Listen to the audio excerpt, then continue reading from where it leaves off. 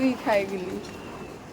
Hello everyone, Assalamu alaikum. This is Oishi Ahmed. Welcome to our new blog.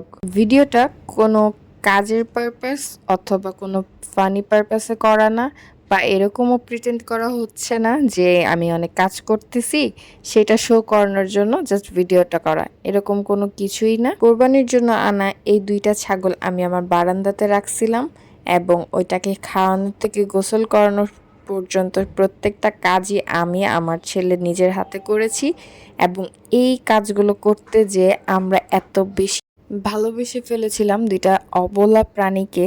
আর আমার ছেলে তো এখনও কান্না করে যে আমার ছাগল কোথায়। আমি ওর কিছু ভয়েস এখানে অ্যাড করে দিব যেগুলো আমি ভিডিও আকারে নিয়েছিলাম। আমার টাকাই কোথায় মাম্মাম পাইয়ারে পড়ো আমার টাকাই এনে দিতে আমার টাকাই কোথায় এতে টাকা।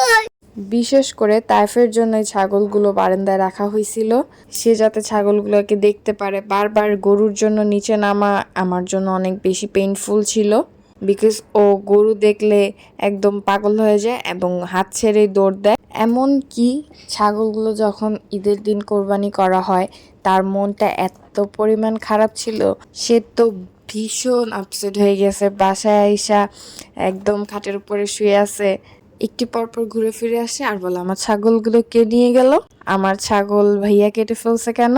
সে ছোট থেকে তার নানা ভাইকে ভাইয়া বলে ডাকে, এখন সে তার ভাইয়াকে যায় বারবার বলতেছে যে ভাইয়া আমার ছাগল কোথায়, একটা ছাগলের বাচ্চা এনে দাও।